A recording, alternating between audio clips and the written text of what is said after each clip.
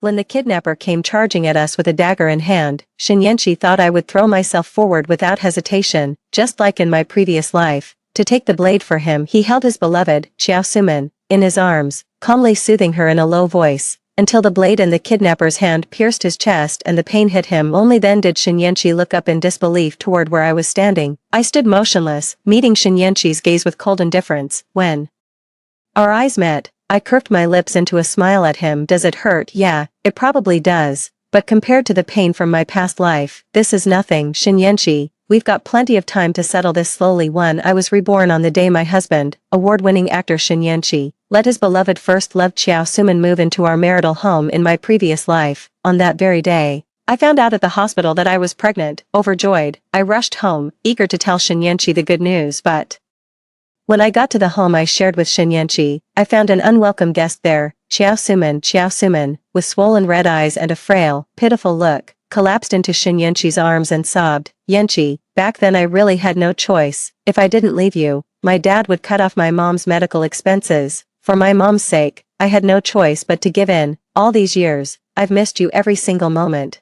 Shinyanshi gently raised his hand and wiped the tears from Xiao Suman's face. In the way he looked at her, I saw an expression I had never seen before, so gentle, so focused, so full of love. In that instant, something inside my heart cracked open. At last, the two people in the living room, locked in each other's arms with tear-streaked faces as they poured out their hearts, noticed me standing at the door. Shinyanshi let go of Xiao Suman in his arms and hurriedly tried to explain to me. He said Xiao Suman was his neighbor's daughter, and that her parents had helped him a great deal over the years. He said Xiao Suman had married the wrong man, lost her husband, fallen ill, and was now pregnant with nowhere to go. Out of their past connection, he had no choice but to take her in. Shinyanshi wasn't asking for my opinion, he was informing me of his decision. Xiao Suman was pregnant and frail, and she needed daily sunlight, so Shinyanshi gave up our south-facing master bedroom for her to live in. He took meticulous care of Xiao Suman, personally cooking nutritious meals for her and, despite the risk of paparazzi sneaking photos, accompanying her to the hospital for checkups and prenatal exams. In the end,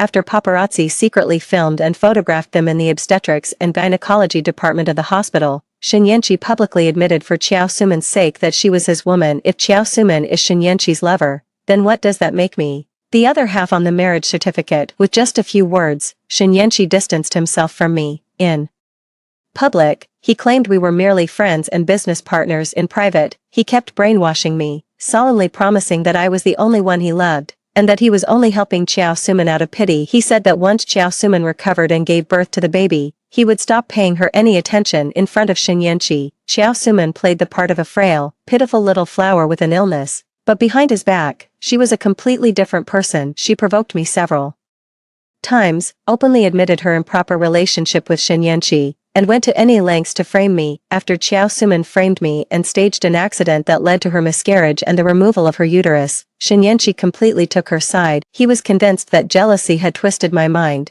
and he went to any lengths to keep me and the baby in my belly from upsetting Xiao Suman. Despite my fierce objections, Shinyanshi sent me to a remote little town to settle me there. I cried, I made a scene, I refused to leave, but Shinyanshi threatened to divorce me and abandon me. In my past life, I treated Shinyanshi as my whole world. I was terrified of divorcing him, terrified that he would no longer want me. In the end, I had no choice but to let Shinyanshi send me to that remote little town, waiting for him to come and take me and my child home. I waited and waited, until I gave birth to our child, until I raised that child to the age of 10, until Shinyanshi came and took the child away.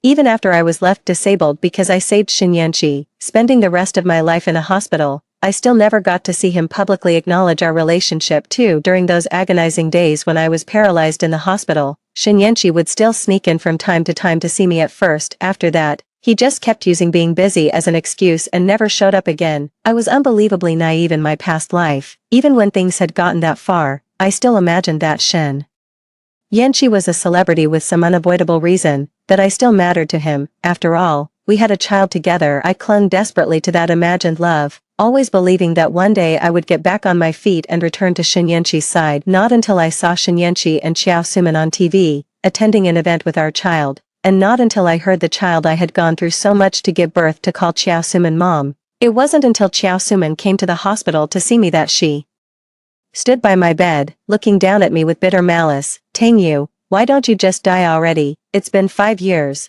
Haven't you had enough of living like neither human nor ghost? Do you know that Yanqi, I, and even the child you struggled to give birth to all want you dead? Only then will we be happy." Xiao Suman said that she and Shen Yanqi had once been a couple. Back then, she looked down on Shen Yanqi when he was down and out, so she married someone else for a better catch. She never imagined Shen Yanqi would become a wildly popular best actor known across the country, and she never imagined the rich second-generation husband she had worked so hard to choose would go bankrupt. She came back just to win Shen Yanqi's heart again. Xiao Suman said she had never been pregnant at all, and that the rumors linking her to Shen Yanqi were all planted by her after she paid someone to leak them. She smugly told me that she had framed me by faking a pregnancy and losing the baby, just to make Shen Yanqi lose faith in me. Even the kidnapping that left me paralyzed was her doing. She only wanted to frame me. She never expected I'd be willing to risk my life for Shen Yanqi. Xiao Suman even had no qualms about letting me watch her everyday life with Shen Yanqi. They'd been messing around long before I was paralyzed,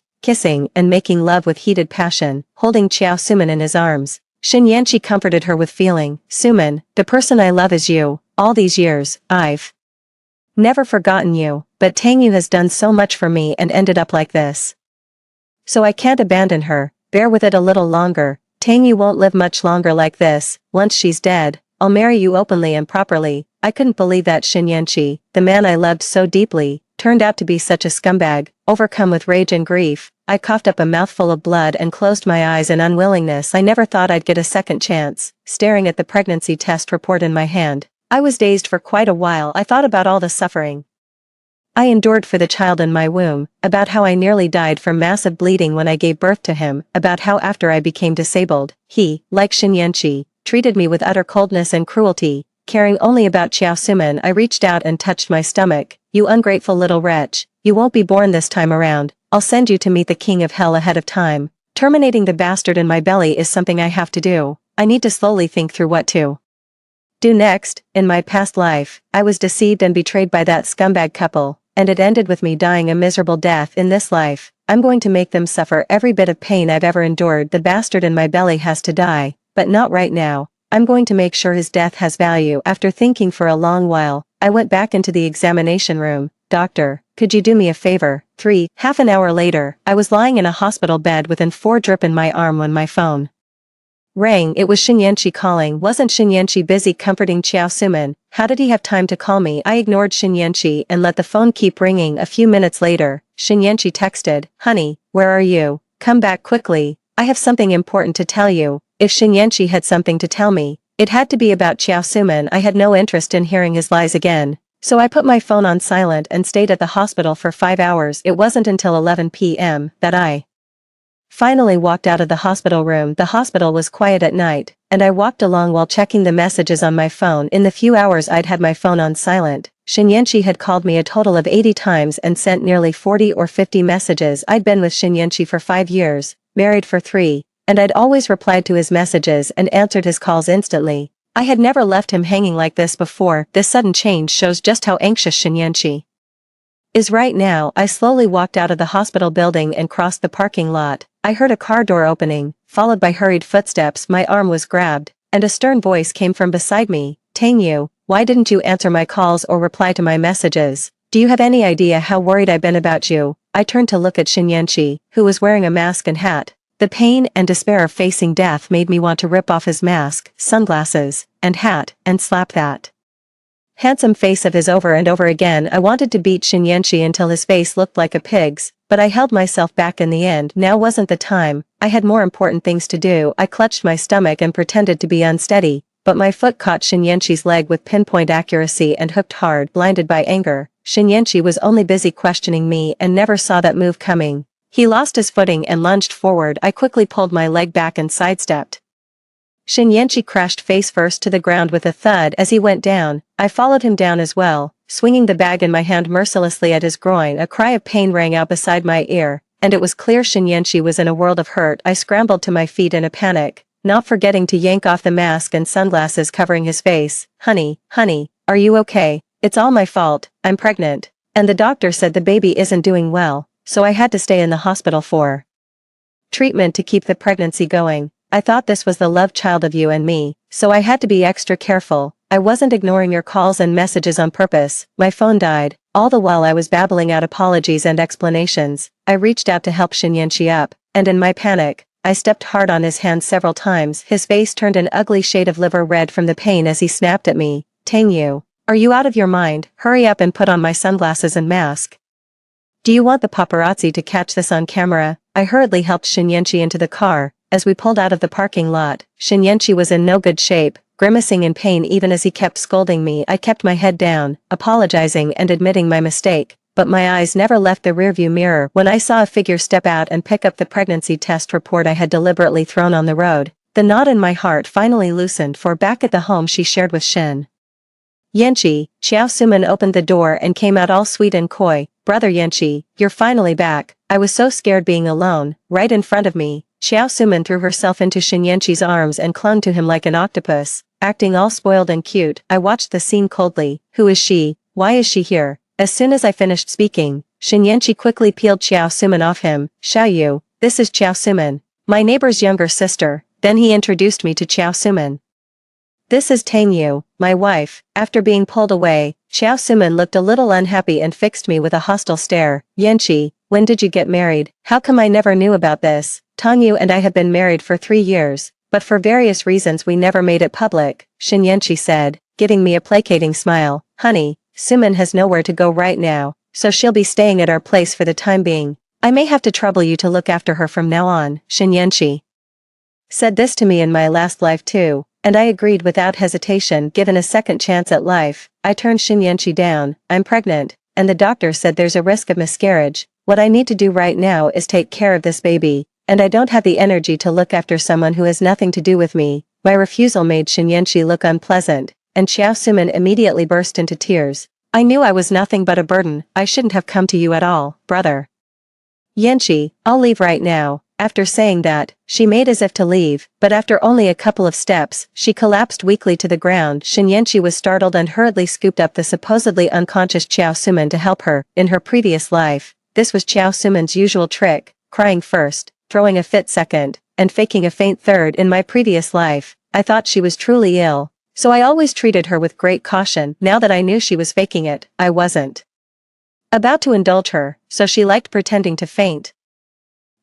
Then I'd make sure she learned the consequences. I planted my foot on Xiao Suman's hand and ground down hard. I could see the pain twist her face into something unbearable. A finger hurts all the way to the heart. Xiao Suman was in excruciating pain now, but she didn't want all her effort to go to waste, so she kept pretending to be unconscious. I lifted my foot off Xiao Suman and pinched the philtrum under her nose. I pinched it until it turned bluish-purple, and she still kept pretending to be unconscious. Shin Yanchi was genuinely panicking. He yelled at me, "What are you pinching for? Call 120 now." I let go of Xiao Suman and pretended to reach for my phone, my eyes catching sight of a fruit knife on the coffee table beside me. A spur-of-the-moment plan formed in my mind. My foot slipped and I fell backward, and as I went down, I kicked hard with one foot straight into Shin Yanchi's face as he was holding Xiao Suman in concern. Shin Yanchi let out a pained cry. My kick landed squarely on his nose, and blood gushed out as he clutched it in agony. In a flash, while he was holding his nose, I grabbed the fruit knife and slashed down hard at Xiao Suman's finger. Though she was pretending to be unconscious, blood splattered everywhere, and a finger flew off. Xiao Suman let out a scream and opened her eyes. I collapsed hard to the ground too, clutching my stomach with both hands. With a face drained of all color, I cried out, "It hurts, my stomach hurts so much, my baby." 5. The three of us, Xiao Suman, Shin Yanchi, and I, were rushed to the hospital for emergency treatment. I had kicked Shin Yanchi's nose crooked, and Xiao Suman had one finger broken, and I was immediately taken to the operating room. When I fell, I deliberately slammed my stomach against the coffee table. I thought this bastard would die in the womb, but he was lucky enough not to miscarry. Even though I didn't miscarry, I still couldn't keep him. I gave the doctor a sum of money to get rid of the bastard. You need to rest after an abortion. Not once did Shin Yanchi come to see me while I was in the hospital. His assistant came to see me on Shin Yanchi's behalf and told me that I had accidentally kicked his nose hard enough to break the bridge. He had gone in for plastic surgery and couldn't show his face for the time being. The assistant also told me that Xiao Suman's finger was broken off and never found, so she's now missing a finger. This outcome makes me so happy. This is only a small punishment. What comes next is the real show. I stayed in the hospital for half a month before being discharged, and every day I sent messages and called Shinyanshi to pour out my pain and grief. Shinyanshi came to pick me up on the day I was discharged. He was wearing sunglasses and a face mask, completely covering himself up. As soon as I got in the car, I threw myself into his arms and cried, "Yanshi, it's all my fault. I couldn't save our baby." Shinyanshi held me and comforted me. "Xiaoyu, we can have children again, just focus on getting your body back to normal first. We'll definitely have a child," I sneered to myself, then put on a show of crying for a while before asking about Shinyanshi's nose. Shinyanshi's plastic surgery was done very well. There was no sign at all that his nose had ever been injured. That filthy scumbag really got off easy. We got home, and Xiao Suman came downstairs when she heard us. The way she looked at me was full of hatred. My eyes fell on the missing segment of her finger, and I felt a secret thrill inside, though I put on a remorseful expression and pretended to apologize and admit fault. Then I clutched my stomach, pretending it hurt, and let Shinyanshi help me back to the bedroom to rest. I had only just lain down when Xiao Suman came in carrying a glass of milk. She shut the door and walked up to my bedside with a venomous look. "Tang Yu, did you do that on purpose? Did you deliberately cut off my finger with a knife? You came back too, didn't you?" 6. Her words startled me, and I immediately denied it. What are you talking about? What do you mean, came back? Stop pretending. You weren't like this in my last life. You were very kind to me, but in this life you don't like me, you hate me. I could tell at a glance. So you broke my finger on purpose, didn't you? How could I possibly break your finger on purpose? Miss Chiao, you're wrongly accusing me. Your finger was just an accident. I was so worried when I saw you faint that I lost my footing and fell. That caused me to lose my baby and even hurt you and Yanshi. I deserve to die. Miss Chiao, please forgive me. Okay, I really didn't do it on purpose. Xiao Suman glared at me angrily, trying to find even a hint of something off in my expression, but unfortunately for her, she was disappointed. Xiao Suman had come back too, which surprised me. It looks like I'll have to be even more careful, but Xiao Suman's return does mean I can take my plan one step further. Her target is Shinyanshi. She knows where things are headed, and to drive me out, Xiao Suman will only become more ruthless than she was in my last life. As for me, I'll make sure I'm fully prepared and waiting for her. That night, when Shinyanshi came into the bedroom, I tearfully told him, "Yanshi, is Miss Chiao's condition very serious? Does she have paranoia? She brought me milk today and said all sorts of unbelievable things." Shinyanshi was startled. What did she say? She said I hate her, and that I deliberately broke her finger. I sobbed. I really didn't mean to. I don't even know her. Why would I hate her? Suman is a bit extreme. She's pregnant and also suffering from depression, so it's only natural that she'd overthink things. Before you came back, she told me you were deliberately trying to hurt her. I tried to talk her out of it, but she still believes that. What are we supposed to do after this? Will she keep thinking I'm the one hurting her? Probably. Then will she come after me? Yanshi, you have to believe me. Please, please believe me. I love you so much. I don't want to lose you. No one knows how much I love Shinyanshi better than he does. I've always stayed behind the scenes for him, back when he was still an unknown nobody. I even drank so much trying to win him a role that I ended up vomiting blood. After he made it big, I stayed behind the scenes all along and never asked him for anything. He said we wouldn't make our marriage public, so I stayed hidden in the background, watching him stir up scandal after scandal with other women, swallowing my broken teeth and blood along with every last word, probably remembering all the things I had done for him before. Shinyanshi looked at me with a trace of pity. Tang Yu, Xiaoyu, I'll treat you well. Once you're better, we can try for another child. 7. I deliberately hugged him, moved. Honey, I'll do whatever you say. I'm worried. Worried about what? I'm worried about Miss Chiao. She might really be sick. She actually told me you like her, and that she can't live without you. Shinyanshi's expression changed. What else did she say to you? I pretended not to notice his reaction and sighed. She said I was the other woman, that you and she were the real couple, and that you love her very, very much. I let out a sigh. Miss Chiao might really be beyond help at this point. The way she is now, I'm honestly worried she might suddenly have a breakdown, if she goes out and says something. And you're in the middle of a rising career. With so many contracts signed, I'm afraid it'll be hard to explain. Shinyanshi has always presented himself publicly as single, which is why he took on so many ads. Of course, he wouldn't want to be caught on camera and end up paying damages for breach of contract. Compared with his future and his money, Xiao Suman wasn't all that important. Shinyanshi took my advice. I understand everything you're saying. It really isn't appropriate for Suman to keep living in our house. I'll have my assistant Find a place for her to move out. Thanks to my reminder, Shin Yanqi got up the next morning and had a long talk with Xiao Suman. I tiptoed to the study door and heard Xiao Suman's crying coming through loud and clear. I'm not leaving. You promised you'd take care of me for the rest of my life. You promised me. If I go out like this now, I'll die. Suman, I can take care of you even if you move out. Be good. I'm not moving. Brother Yanqi, did Tang Yu put you up to this? Is it because she can't stand me and wants you to kick me out? I'm telling you, I really lived through another lifetime. I'm not lying to you. I'm absolutely certain Tang Yu is back. In our last life, we treated her that way. She hates both you and me. She definitely won't make things easy for us. Impossible. If what you're saying is true, and Tang Yu also got a second chance at life like you,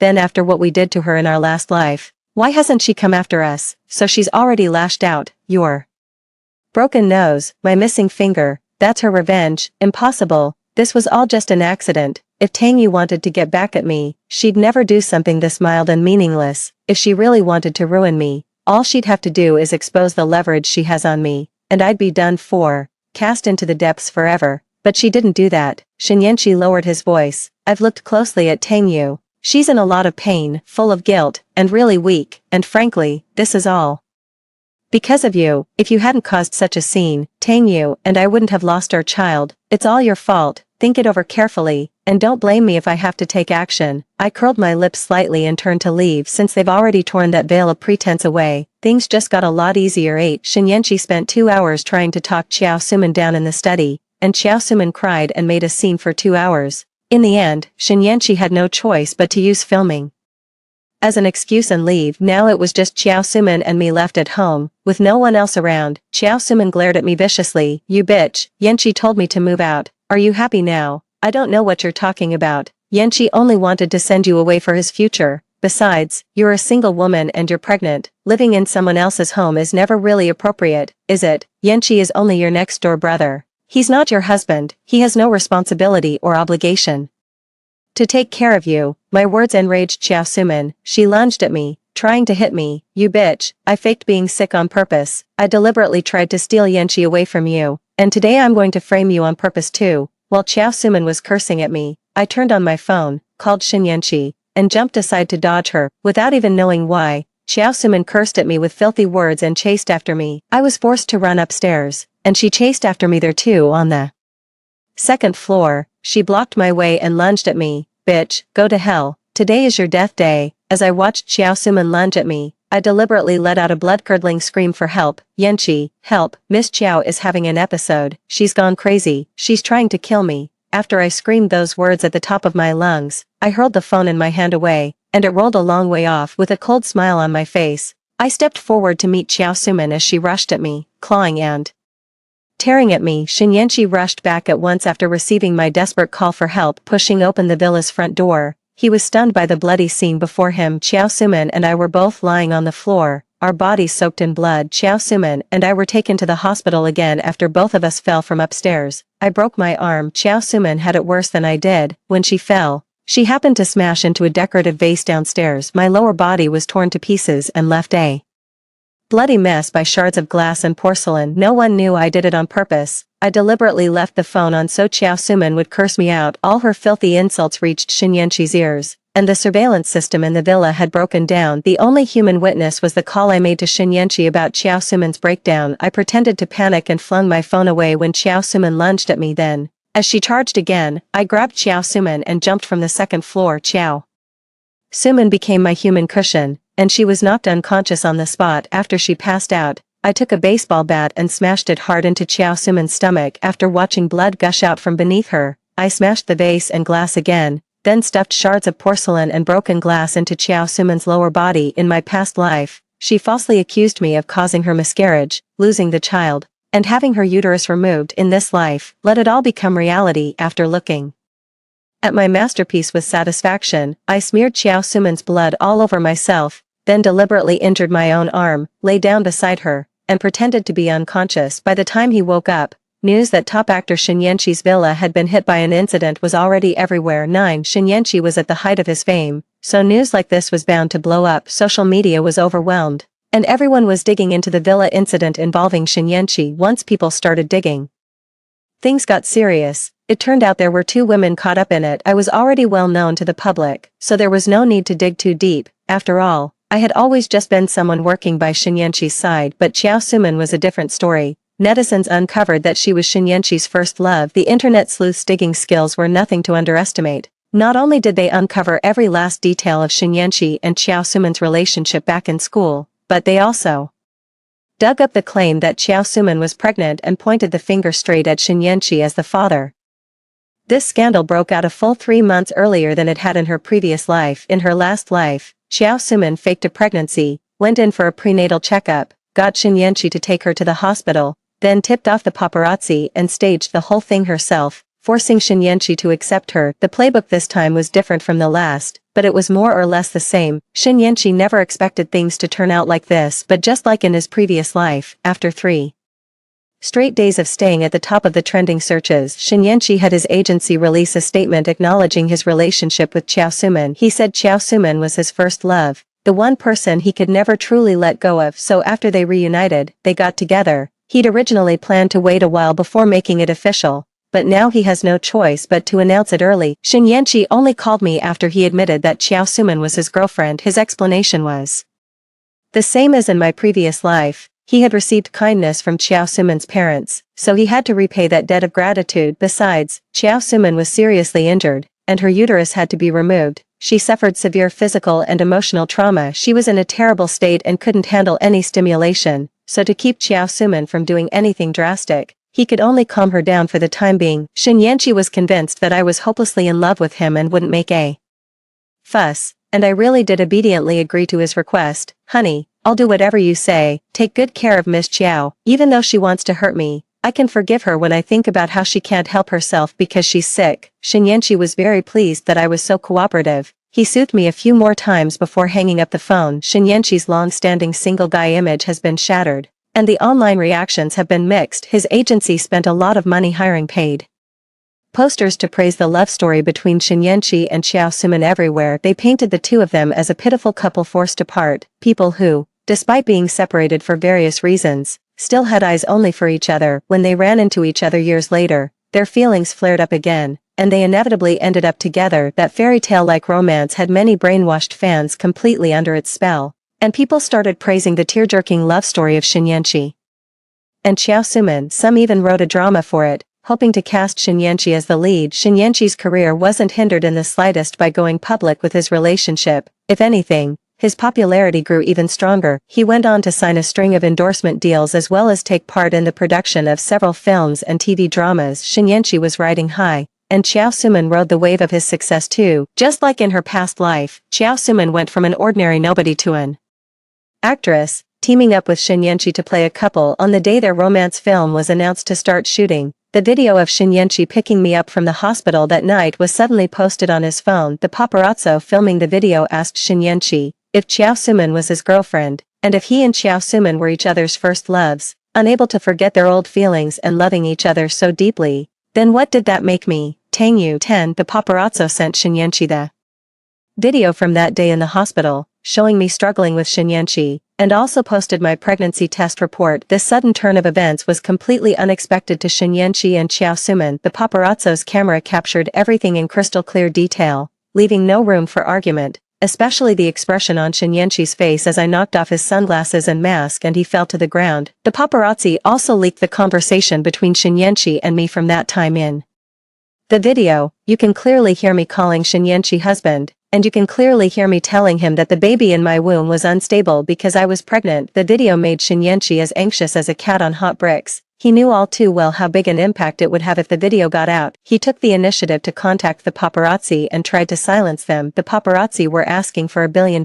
Shin Yanqi had been in the industry for so many years and became hugely famous, so he had indeed made a lot of money. He could come up with $1 billion, but no one would want to spend that kind of money to buy someone's silence. Shin Yanqi thought it over for several days, eating and sleeping poorly, so anxious it made him run hot with irritation, his eyes bloodshot. What troubled Shin Yanqi the most was that the paparazzi leaked our marriage certificate. After receiving a photo of our marriage certificate, Shin Yanqi was completely stunned. He started to suspect me. Shin Yanqi came to see me. He studied me for a long time before finally taking my hand and sitting down. Xiaoyu, I've kept our marriage registration under wraps all this time. How did the paparazzi get a photo of our marriage certificate? Of course I gave it to them, I sneered inwardly, but kept a flustered look on my face. How could that be? I've kept our registration a secret and never told a soul. But the paparazzi already have our marriage certificate now. There's no way I'd expose myself. The only one who could have done this is you. I panicked and denied it. It wasn't me, honey. It really wasn't me. Why would I have any reason to leak our relationship? Xiaoyu, are you upset because you're jealous of me and Xiao Suman? So, honey, I admit I'm jealous about you and Miss Qiao, but I love you so much. How could I possibly leak it and ruin you? He knew I loved Shen Yanqi, of course. He was starting to believe me, but not completely. If it wasn't you, then who was it? I don't know. I really don't know. I tore at my hair. Who could it be? Could it be that after the paparazzi filmed us at the hospital, they went to the Civil Affairs Bureau and used some means to obtain the records? Shen Yanqi fell silent. That explanation was entirely plausible. Honey, it's all my fault. If my phone hadn't died that night, and you hadn't worried and come looking for me, the paparazzi wouldn't have captured our relationship. I'm the one to blame, to ease Shen Yanqi's suspicions. I deliberately took all the blame onto myself, but Shen Yanqi wasn't that easy to fool, half believing me, half doubting me. He kept watching me warily. After being with Shen Yanqi for so many years, I was far too familiar with every expression and every look in his eyes, so Shen Yanqi had already started suspecting me. I still haven't managed to get rid of Shen Yanqi and Qiao Suman, that shameless couple. I can't blow my cover. I squeezed out a few fake tears. Honey, I don't know why this happened. It was all my carelessness that got us photographed. I'm the one to blame, to keep the paparazzi from hounding and blackmailing you. Let's get divorced. 11. Divorce. Shen Yanqi froze with tears streaming down my face. I nodded. Yes, let's get divorced. We'll go to the Civil Affairs Bureau and file first. That way, even if the paparazzi leak it, we can stick to the same story and keep the damage to a minimum. Shen Yanqi frowned. The paparazzi are greedy. They want money. If I can't satisfy them, I'm afraid this will still end up being exposed. And when that happens, it won't just be my career that's ruined, I'll also have to pay cancellation fees. I just signed so many endorsements and film and TV projects. The compensation for breaking those contracts would be no small sum. He pulled out his phone and did the math for quite a while. The compensation would be no less than 1 billion yuan. I sneered inwardly. After all, I was the one who hired the paparazzi. I had already calculated the compensation he'd have to pay later, back when he was so smugly keeping up appearances with Qiao Suman. That's why I had the paparazzi ask for a 1 billion yuan hush money payment after following Shen Yanqi for so many years. I knew very well that this 1 billion yuan was the most money Shen Yanqi could come up with right now. As long as he paid that money to the paparazzi, that 1 billion yuan would end up in my pocket. Getting the 1 billion yuan first, and then making Shen Yanqi pay the price, was the first thing I had to do. If Shen Yanqi wasn't willing to hand the money over to the paparazzi, there was another way to make him willingly put it in my hands. I wiped away the non-existent tears at the corners of my eyes. So what do we do now? If we agree to the paparazzi's terms, you'll have to pay 1 billion yuan in hush money. If we don't agree, we'll still have to pay the corresponding breach of contract and termination penalties. Either way, we have to shell out a huge sum. So is there really no third path for us? Shen Yanqi fell silent, and I knew he was weighing his options. After so many years in the entertainment industry, Shen Yanqi had seen celebrities move their assets around countless times. I believe he'll come up with the idea of transferring the assets. Shen Yanqi has lost both of his parents. At the moment, I, as his wife, am the only family he has. And of course Qiao Suman is also someone he has never stopped thinking about. I'm betting that Shen Yanqi won't hand over his assets to Qiao Suman. After all, Qiao Suman abandoned him back then. Leaving your fortune to a woman who once abandoned you is hardly a wise move. Shen Yanqi will think of me. I love him so much. I've stayed behind the scenes for him all these years, and I'd do anything for him right now. I'm Shen Yanqi's only choice. As expected, after a long period of thought, Shen Yanqi finally spoke. How about this? I'll give you all the assets under my name. If everything comes to light, take the money and go abroad first. I'll follow shortly. This is the best solution Shen Yanqi can think of right now. Get a divorce and give all the money to my ex-wife. I love him so much that I would never betray him, and if, by then, he can't hold on to his position, gets sued for damages, and ends up penniless, he can come to me. The fish has already taken the bait, and Shen Yanqi finally worked out the divorce terms with me. He walked away with nothing, and all the assets were mine. We signed the divorce agreement that very night, and the Next day we went to the Civil Affairs Bureau to complete the divorce formalities. 12 All of Shin Yenchi's assets were transferred to me, and he continued living in the villa registered under my name. The paparazzi were still waiting for Shin Yenchi to come up with the money to keep them quiet, and Shin Yenchi gave them a vague answer. 1 month later, for that month, he stopped taking endorsements and stopped signing on to any new dramas. He and Xiao Suman only went on live streams to cash in on the hype and make quick money, and wherever they went, they were the center of attention. In just 1 month, they had made quite a bit of quick cash, and my cooling off period before divorcing Shin Yenchi was over. We quietly went to the Civil Affairs office and completed the divorce proceedings. The moment I got the divorce certificate, I felt relieved. I knew I had finally won. From this moment on, the hunt begins. I'm going to make Shin Yenchi and Xiao Suman pay dearly and never recover. But before I could make a move, Xiao Suman had already grown impatient. What Xiao Suman wanted was to become wildly famous, just like in her previous life. Seeing that Shin Yenchi had only been taking her from one event to another to cash in, with no intention of getting her into filming at all, Xiao Suman panicked and took the initiative to bring up acting with Shin Yenchi. Shin Yenchi had a guilty conscience and turned down Xiao Suman's request to put on an act. Xiao Suman was angry and got into an argument with Shin Yenchi. Shin Yenchi was already irritated and didn't indulge her, showing her no leniency. Xiao Suman was furious, then pulled that old trick of pretending to faint again. Seeing Xiao Suman faint, Shin Yenchi panicked out of concern and hurried to drive her to the hospital, only for their car to be hit head-on by a speeding truck. Halfway there, Shin Yenchi was seriously injured while protecting Xiao Suman. He lost consciousness and was rushed to the ER. The doctor said his injuries were severe, and he might never wake up. Xiao Suman was also lying in the operating room, with multiple fractures and barely clinging to life. After getting the news, I rushed to the hospital with Shin Yenchi's assistant. Standing at the operating room door, I thought expressionlessly, Shin Yenchi really is lucky. If he died right now, wouldn't that solve everything in one fell swoop? Then what would be the point of my revenge? We can't let Shin Yenchi off that easily. I hope the doctors can save him. Better yet, let him be saved broken, crippled, and bedridden so he can really enjoy life. Shin Yenchi was being resuscitated in the operating room for over 10 hours, and during that time, the doctors issued 4 critical condition notices. I got fed up waiting and stormed off. The next morning, Shin Yenchi's assistant called me and said, "Sister Tang, brother Shin's awake. He's been demanding to see you." 13 When Shin Yenchi woke up, it was practically a medical miracle. After all, when he was being resuscitated, the doctors had said that even if someone in his condition woke up, he'd still have to lie in bed for a year or even longer. Yet Shin Yenchi not only woke up, he was able to see visitors the very next day. I found it odd and kept wondering why. As I went to see Shin Yenchi, when I reached the door of the hospital room, I deliberately lightened my steps. Just as I was about to push the door open, I heard a voice from inside that made me hate it. Xiao Suman's voice broke with emotion. "Ixi, it's wonderful that you've woken up. I never imagined we'd both get a second chance. Ixi, even heaven is helping us. Let's be together." Shin Yenchi's voice sounded no different from before. "Where is Tangyu? She went back last night. You were in the ER, your life hanging by a thread, and she didn't even stay by your side. Tangyu is so vicious. I suspect she was the one who ordered your car accident. How could that be? She loves me so much. She would never do that to me. How could that be impossible? Didn't you come back?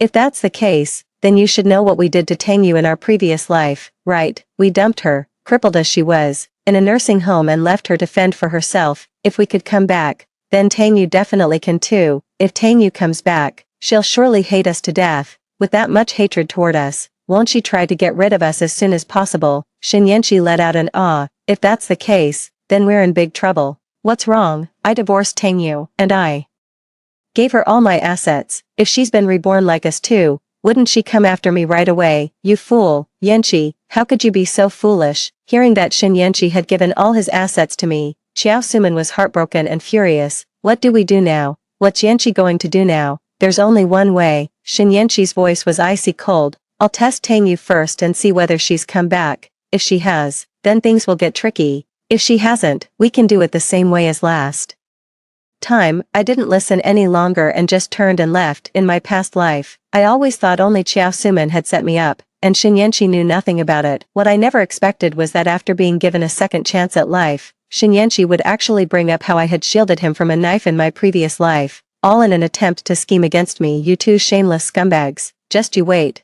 I will never let you get away with this. I swear I'll make sure you all die a horrible death and have nowhere to be buried. 14 When I went back to Shinyanchi's hospital room, I brought a jar of nourishing soup I'd simmered. His eyes had been rubbed with scallion water and were swollen like steamed buns. When I saw Shinyanchi, I was in tears, and he hugged me and cried too. We were both putting on our best performances. Shinyanchi kept probing me, and I handled it without missing a beat. In the end, Shinyanchi took the initiative and asked me to sign a property transfer agreement. The beneficiary was him. I agreed without hesitation and immediately called the lawyer to come over. Seeing that I didn't object at all, a look of guilt appeared in Shinyanchi's eyes. In the presence of the lawyer and Shinyanchi, I signed a property transfer agreement. It stated that if anything happened to me, all the assets under my name would belong to Shinyanchi. The agreement was made in triplicate. After Shinyanchi got the copy I had signed, he looked visibly relieved. He didn't stay in the hospital long. After just 3 days, he asked to be discharged. I pretended to know nothing and brought Shinyanchi back home. On the 4th day after returning home, Xiao Suman and I were kidnapped together. 15 The kidnappers tied me and Xiao Suman up in an abandoned warehouse on a remote mountain and demanded a ransom of 100 million yuan. Shinyanchi brought the ransom up the mountain to rescue us,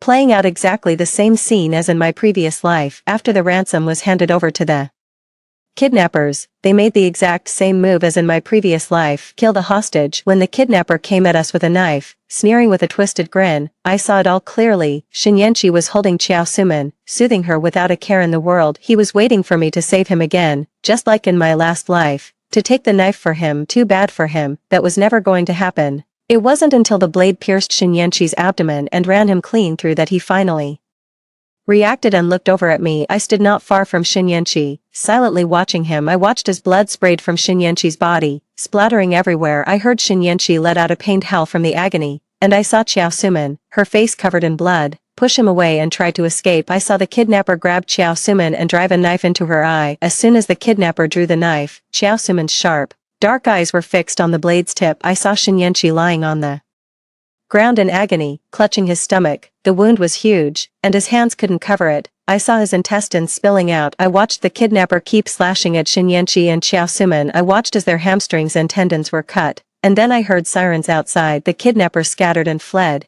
and I took the chance to collapse onto the ground. Shinyanchi and Xiao Suman were left permanently disabled, and the police also uncovered their plot to hire someone to kill me. News that Shinyanchi had cheated on his wife with Xiao Suman and hired a hitman to kill his ex-wife instantly dominated the front pages of major news outlets. Not only were they crippled, but they also faced criminal charges that could land them in prison. I went to visit Shinyanchi in prison 3 months later. He slumped in his wheelchair, staring blankly through the iron bars, and saw me come in. Shinyanchi tried to move a few times, but it was futile. The kidnappers had severed the tendons in both his arms and legs. He would never be able to use his arms or legs again for the rest of his life. I looked at him with a smile. Well, Shinyanchi, long time no see, so you came back, and then set all of this up. I don't know what you're talking about. The kidnappers were hired by you and Xiao Suman, weren't they, you vicious woman? My words nearly made Shinyanchi jump to his feet in anger. If only he could move. I smiled at him. Compared to you, I'm nothing, Shinyanchi. I've been waiting for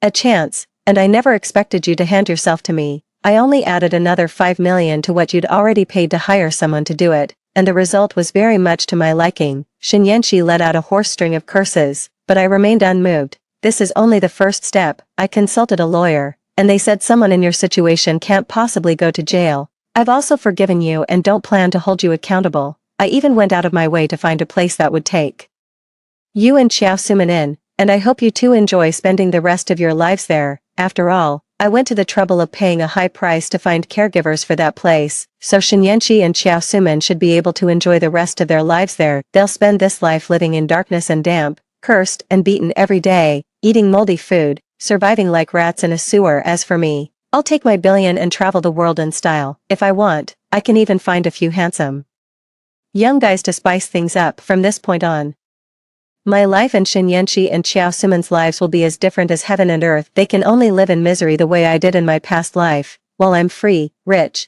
and have all the time in the world. This life, I'm going to enjoy myself to the fullest, watch them suffer every last bit of torment and slowly die. End of full text. That's all for the first story. Don't go anywhere. The next one gets even better. With the college entrance exam over, everyone wants to find a summer job, make some money, buy a phone, and go traveling. The class beauty, Jiang Shui, said her cousin was in an industrial park in Dubai and that they were hiring a large number of high-paying summer workers. The pay was $1,000 a day, with food and lodging included, plus round-trip airfare. Everyone started dreaming of getting rich overnight and signed up enthusiastically. I advised everyone not to be tempted by the high pay, and had my parents post in the parents group. The parents quickly stepped in and stopped their kids from going to Dubai to work. In the end, the class beauty was the only one who went to Dubai. A month later, he came back decked out in designer brands and dripping with jewelry, even flashing a bank statement showing $100,000 in savings, and laughed at his classmates for being idiots. The classmates felt like they'd lost out on a fortune, especially my childhood friend Lu Hao, who took the lead in coming after me. He even had his parents stir things up in the parent group,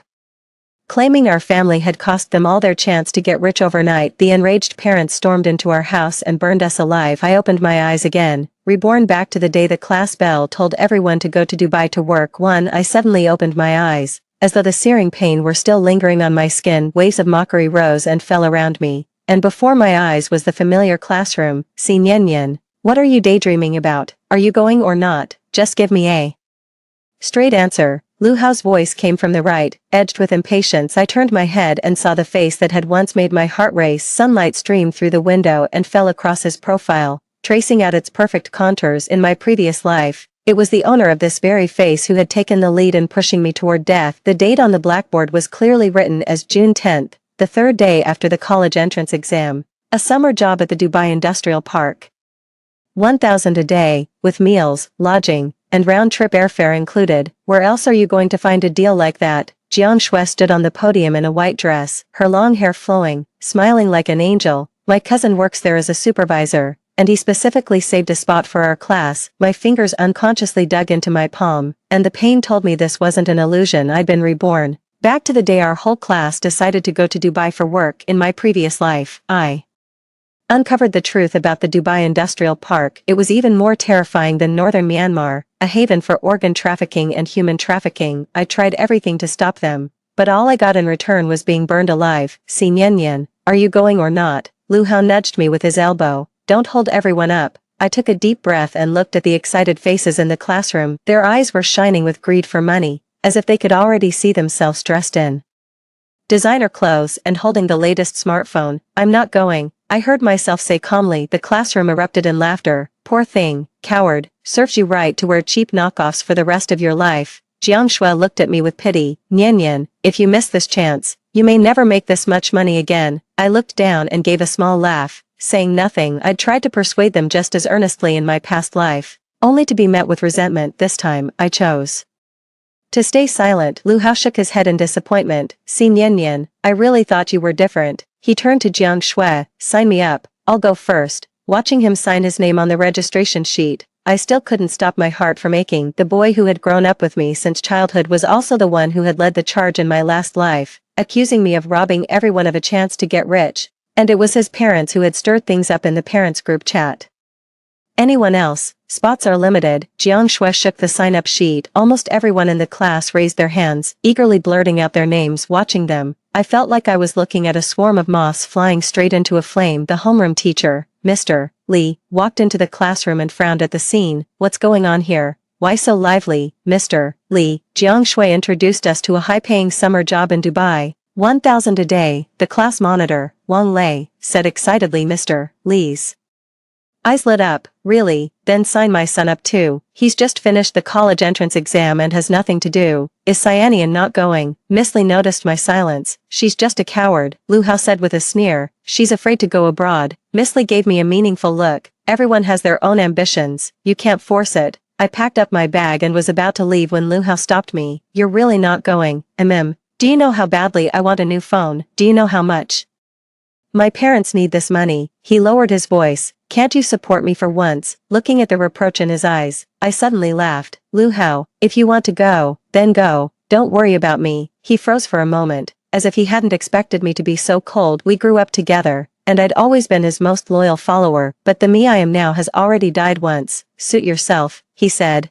waving me off as he walked away. "Rot in poverty for all I care." As I walked out of the school gate, the June sun blazed down, harsh and dazzling. I pulled out my phone and opened the class group chat. which was already flooded with posts about working in Dubai. Jiang Shui posted a few so-called photos of the industrial park, modern buildings, clean dormitories, plus a swimming pool and gym. You can start right after you arrive. The work is easy, just quality inspection on the production line, Jiang Shui said in the group. My cousin said if you do well, you can even get a permanent position. The classmates cheered and were already planning how to spend the money. Looking at these familiar names, a sharp pain clenched in my stomach. In my past life, after they came back, they used that money to buy the latest phones and show up at the class reunion decked out in designer brands. While my whole family had already been reduced to ashes, I took screenshots and saved every chat log, including every photo, and promised Jiang Shui had sent. Then I opened my laptop, searched for news about Dubai Industrial Park, and saved every scattered piece of credible reporting I could find. This time, I was going to be fully prepared. My phone buzzed. It was a message from my mom. Nian Nian, I heard your class is going to Dubai to work. Lu Hao's mom just posted in the parents group saying the daily pay is really high. Do you want to go? My finger hovered above the screen. It was because my mom reposted the information I had found in the parents group that all the chain reactions happened afterward. I'm not going, Mom. Don't say anything in the group either, I replied. Why, is it unsafe? Yeah, but don't worry about it, and don't tell anyone else. Mom sent a confused emoji, but she still agreed. She had always respected my decisions, even when she didn't understand them. That night, Lu Hao called. I looked at the name flashing on the screen and let it ring for a long time before I answered. Si Nian Nian, have you really made up your mind? His voice carried a rare hesitation. You're the only one in the class not going. You do know something, don't you? He asked cautiously. My heart skipped a beat. In my previous life, I had indeed uncovered the truth and told him, but he said I was being alarmist. Nope, I just don't want to go, I said calmly. There was a pause on the other end of the line. Fine, then, don't regret it later, and when we get back, don't be jealous. No, I won't, I said softly. Have fun. After hanging up, I walked to the window and looked at the lights in Lu Hao's house across the way. His mother was on the balcony, chatting excitedly on the phone, probably bragging to relatives that her son was going to Dubai to make big money. I drew the curtains, shutting out that harsh glare. Tomorrow, they'll hand over their passports and deposit, and set off a week later. As for me, all I had to do was wait quietly and watch them step by step walk toward the abyss they had chosen for themselves. A week passed in the blink of an eye. The classroom was filled with a festive, joyful atmosphere. The classmates were showing off their newly bought suitcases and discussing what clothes to bring to Dubai. Jiang Shui was being treated like a queen, showered with attention, and kept repeating. My cousin said, this and that. Sinian, are you really not changing your mind? Class monitor Wang Lei rarely showed concern for me. There are still spots left if you want to join. I shook my head. No need, thanks. TCH, look at you, acting all superior. Zhongli, the class rep, rolled her eyes. What, scared you won't be able to afford the deposit because your family's poor? My grip on the pen tightened. In my previous life, after Zhongli came back, she used the money she made in Dubai to buy a full set of Chanel, then deliberately spilled her drink on the only dress I had at the class reunion. Zhongli, don't say that, Lu Hao suddenly spoke up. Si Nian Nian just has her own thoughts. I looked at him in surprise. Ever since I turned down the trip to Dubai, this was the first time he had stood up for me. Zhongli curled her lip. Lu Hao, don't tell me you like Si Nian Nian. We're about to go to Dubai, and you're still defending her. What nonsense, Lu Hao said, his face reddening. I just think it's wrong to force people into things. Jiang Shui walked over and looped her arm affectionately through Lu Hao's. Brother Hao, just ignore them. My cousin just texted me saying he's arranged the best positions for us. She glanced at me. Some people are just not meant for that kind of luck. Watching Lu Hao let Jiang Shui cling to his arm, I couldn't help feeling a sharp stab in my heart. Even knowing his true colors, a relationship built over more than 10 years wasn't something I could just let go of that easily. Quiet down, everyone. Homeroom teacher Mr. Lee walked into the classroom. As for the matter of going to Dubai for work, the school neither encourages nor opposes it in principle, but since everyone's going, I have a waiver here that needs to be signed by a parent. I watched the thin sheet of paper get passed around among my classmates. How ironic, in my previous life, when I desperately tried to stop them, they said I was blocking everyone from getting rich. This time, I kept quiet, and yet they all had to sign a disclaimer. Sinianian, you don't need to sign, Teacher Lee said as he collected the last form. I know, I replied calmly. After school, my classmates were buzzing excitedly about meeting at the airport tomorrow. I quietly packed up my bag, just as usual, ready to Leave on my own, Cyanian. Lu Hao stopped me in the hallway. Tomorrow, will you come see me off? I looked up at him. The sunlight shone from behind him, casting a golden edge around him, just like the bright, carefree boy in my memories. But I knew exactly how ugly things were beneath that surface. No, I said flatly. He froze, clearly not expecting me to turn him down so bluntly. Why, aren't we friends, Lu Hao? I looked him straight in the eye. You know why? For a moment, panic flashed across his face before he quickly regained his composure. I don't know what you're talking about. If this is because Jiang Shui is jealous, no, I cut him off. I'm just tired. I walked around him and left, hearing him shout after me, you'll regret this. Just wait till we make big money and come back. You can forget about getting a share. I didn't look back. I just raised my hand and waved goodbye. After tomorrow, the boy I once thought I'd be with for life would set off down a one-way road. And I would witness it all with my own eyes. That night, I had a dream. I dreamed of the day I had been burned to death in my previous life, and Lu Hao was standing in the angry crowd, wearing a ferocious expression I had never seen before. He was holding a torch, his eyes flashing with a manic gleam. It's all your fault, he screamed. If you hadn't meddled, I'd be rich by now. The torch fell, and searing pain washed over my entire body. I woke up screaming, drenched in cold sweat. Outside the window, dawn was just beginning to break. Today was the day they were leaving. I unlocked my phone, and the class group chat was already blowing up. The students were excitedly taking selfies at the airport, while Jiang Shui kept reminding them of important things like a tour guide. I saved every photo, especially the selfies that showed they were in good spirits. Those would all be evidence someday. Mom knocked and came in. Nian Nian, are you okay? I heard you scream. I had a nightmare, I said with a forced smile. Mom, some of my classmates are going to Dubai to work today. You want to go? Mom asked, surprised. No, but you can go take a look, snap a few photos or something, I said softly, just as a keepsake. Mom looked at me in confusion, but she still agreed. She didn't know what I was really after, but to her, it was just fulfilling a small request from her daughter. 2 hours later, Mom came back, looking a little odd. What's wrong? I asked. Those parents. Mom shook her head. They're insane. It's like the kids aren't going to work, they're going to strike gold. She showed me photos on her phone, the parents crowding around Jiang Shui with flattery and forced smiles, all trying to shove red envelopes into her hands, the classmates holding a hastily made banner that read Dubai Gold Rush Squad, and Lu Hao's mom flashing a V sign at the camera, shouting, my son's going to make big money. Cindy and Yan didn't come. In the photo, Jiang Shui deliberately called out loudly, what a pity. You missed your chance to change your fate. The camera cut to Lu Hao.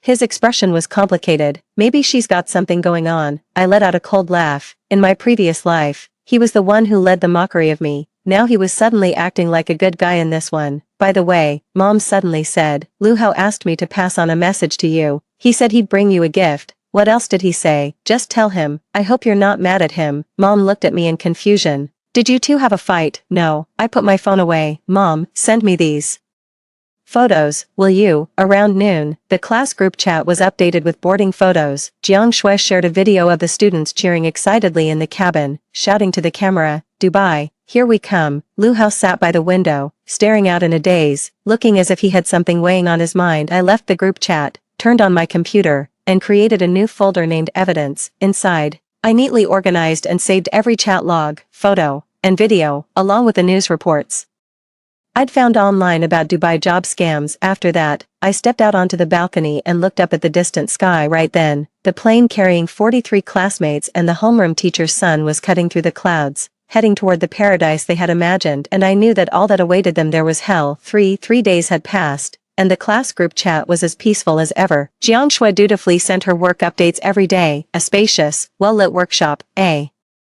generous buffet, and recreational facilities in the dorms. In the photos, our classmates were all wearing matching uniforms, smiling brightly. This job is super easy, Zhongli said in a voice message in the group chat. All you do is check electronic products for defects, and you can make money sitting down. I made 1,000 dirhams on my first day, the class sports rep, Zhao Gang, said excitedly. That's the equivalent of 2,000 yuan. I looked at those messages, and a cold smile crept across my lips. My phone buzzed. It was a private message from Lu Hao. Nian Nian, are you okay? I'm okay, I replied briefly. This place feels a little off. His message carried hesitation. We still haven't seen Jiang Shui's cousin, and phones aren't allowed at the workplace. We only get 1 hour a day to use them. My heart started racing. Was he asking me for help? Then be careful. in the end, that was all I sent back. You're not going to ask for the details, he seemed surprised, if you want to.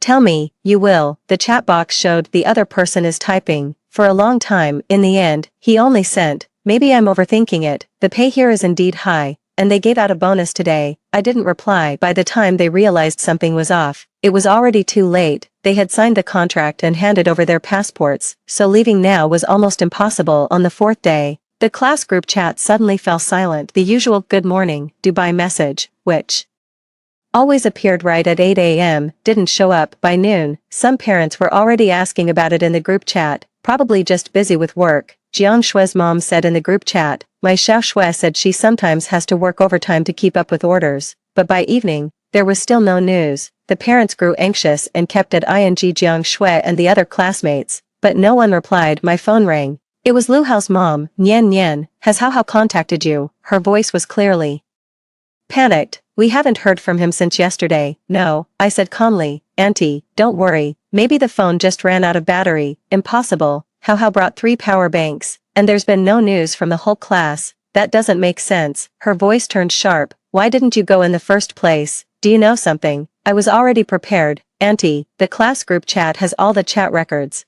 I wasn't involved from start to finish. If you're not comfortable with that, you can call the police. She hung up, clearly very displeased with my attitude. Sure enough, in less than half an hour, someone in the parents' chat had it mentioned my mom. Does your Nian Nian know something? Why is she the only one in the whole class who isn't going? My mom called to ask what was going on, and I told her to hand the phone to that parent. Mr. Wang, I just don't like going abroad, that's all. All of the messages Jiang Shui posted in the class group are still there. If you're worried, you can contact the embassy. After hanging up, I opened my computer and backed up all the chat logs from the past few days. A storm was coming, and I had to be prepared. By the 5th day, they were still out of contact. The parents were already in a panic. Someone suggested calling the police, but Jiang Shui's parents stopped them. Let's wait a little longer. It could just be a signal issue. On the morning of the 6th day, my doorbell rang nonstop. When I opened the door, Lu Hao's mother and several other parents rushed in. Her eyes were swollen and red, clearly from crying. See Nian Nian, she grabbed my shoulders and shook me. You must know something. Hao sent a strange message last night, and we haven't been able to reach him since. I pulled free from her grip. What message? Trembling, she pulled out her phone. On the screen was a text from Lu Hao. Mom, help me. This isn't. The message cut off there. Other parents quickly showed similar fragmented messages they had received. Dad, I want to come home. They took our Jiang Shui's cousin is just, I don't know what's going on. I stepped back, but you can look up the news about the Dubai Industrial Park. One parent quickly searched on his phone, and his face turned deathly pale in an instant. Oh my god, this can't be. He held up his phone, which was showing a report from 6 months ago. Beware of high-paying job scams in Dubai. In fact, an international organ trafficking ring. Lu Hao's mother let out a piercing scream and collapsed onto the floor. My Hao. Some of the other parents were crying uncontrollably, some were angrily hurling curses, and others had already pulled out their phones to call the police. In the chaos, someone pointed at me and shouted, why didn't you say anything? You knew all along, didn't you? You just stood there and watched our kids go to their deaths. I calmly opened my computer and pulled up the folder labeled evidence. These are all the class group chat records, from when Jiang Shui first proposed the part-time job plan up until yesterday. I never took part in encouraging them, and I had no way to stop 43 people, but you knew it was dangerous all along. Lu Hao's mother struggled to her feet, her eyes blazing with hatred. You just stood by and did nothing. Auntie, I said, looking straight into her eyes, we're all adults here, and you supported it too. What was I supposed to do? Talk you out of it? She froze, and the other parents fell silent as well. The police arrived soon after and took all the materials away. The parents left like walking corpses, and only Lu Hao's mother remained at the doorway, staring at me with empty eyes. Hao has always liked you, she said suddenly. Before he left, he even said he wanted to buy you the most expensive gift. My heart clenched as if an invisible hand had grabbed it, but I kept my face calm. Auntie, the police will do everything they can to find them. She shook her head and staggered away. I closed the door, leaned against it, and slowly slid down to the floor. The satisfaction of revenge never came. In its place was an indescribable heaviness. I took out my phone and looked at the last message Lu Hao had sent me. It's kind of weird here. If I had asked one more question back then, would things have turned out differently? If I had told him the truth, Would he have believed me? But soon, I shook my head and pushed those thoughts away. In my previous life, I had already tried to warn them, only to see my whole family killed. This time, I chose to protect myself, nothing more. The police moved quickly, working with Dubai police through Interpol. 3 days later, word came in, the so-called industrial park had been found, and it was actually a hidden organ trafficking operation. Most of the students were rescued, but 7 of them had already lost a kidney or a cornea. Jiang Shui wasn't on the list of survivors. Police suspect she knew something and may already have fled to another country. I sat in front of the TV, watching the rescue footage on the news. My classmates, reduced to skin and bones, were carried onto ambulances, some with thick bandages wrapped around their stomachs. The camera panned over a familiar figure. Lu Hao was lying on a stretcher, his left eye covered with a bandage. The reporter said, some victims had their organs illegally removed. The criminal gang lured young people abroad with promises of high-paying jobs. The ringing phone cut off the report. It was Mom, her voice trembling. She said, Nian Nian. Lu Hao's mother just killed herself. For the news footage on the TV screen felt like a blunt knife, slowly cutting at my nerves. The reporter stood outside a hospital in Dubai, with paramedics and ambulance crews hurrying back and forth behind him. Breaking news from our station, 43 of our high school students have fallen victim to a fake job scam in Dubai. They have all now been found, and 7 of them underwent organ removal surgery. The camera cut to the familiar figure on the stretcher. Lu Hao's left eye was covered with a blood-soaked bandage, and his right eye stared blankly into the sky. His school uniform hung loosely on him, and there were still clear marks of restraint on his wrists. On the other end of the line, Mom's voice came through in tears. Lu Hao's mother took an entire bottle of sleeping pills. By the time she was found, it was already. She cursed you in her farewell note. I gripped my phone so tightly my knuckles went white. What did she write? She said you were a heartless monster, just standing by and watching her son die. Mom choked up. Nian Nian, what on earth is going on? Why are all the parents blaming you? I closed my eyes, and Aunt Lu's face, always wearing that gentle smile, came to mind. But in my last life, she was the one at the very front, torch in hand. Mom, I'll be home right away. I hung up and took one last look at the TV. The screen was showing my classmates being carried onto a plane, each of them looking like hollowed-out puppets. On the way home, my phone kept vibrating nonstop. The class group chat, quiet for days, suddenly came alive, only with parents' hysterical accusations. Xin Yan, get out here. You knew all along, didn't you? My daughter's missing a kidney. Are you happy now, you murderer? I took screenshots and saved every message, my hand steady beyond belief. More than a dozen parents were gathered outside my door, and the moment they saw me, they lunged at me like wolves spotting prey. Why didn't you say anything? Zhang Li's father grabbed my collar and snarled. You stood there and watched as my daughter had a kidney cut out.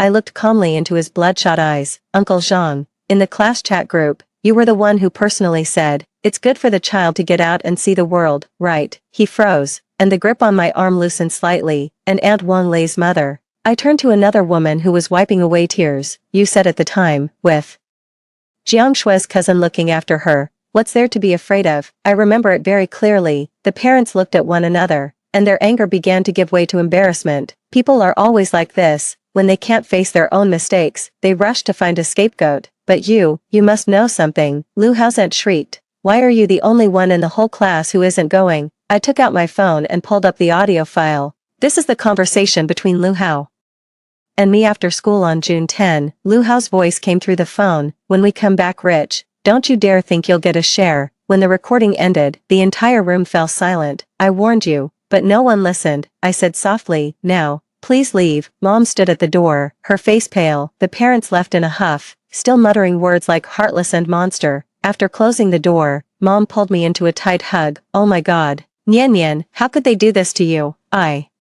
leaned against Mom's shoulder, breathing in the familiar scent of laundry detergent on her clothes. In my previous life, she had been devoured by flames right in front of me. It's okay, Mom. I patted her on the back. It's all over now. But I knew this was far from over. 3 days later, the rescued students were flown home on a private plane. The news was everywhere, with detailed reports exposing how the transnational organ trafficking ring operated. They lured young people abroad with the promise of high-paying jobs, confiscated their passports, and forced them to sign voluntary donation forms. What was most shocking was that the police confirmed Jiang Shui was an important member of the gang. Her so-called cousin didn't even exist. This was already her 3rd time targeting classmates as prey. I looked at Jiang Shui's photo in the news. and that once innocent face now looked so vicious in my previous life. When she came back alone to show off her wealth, I should have seen it coming. The doorbell rang through the peephole.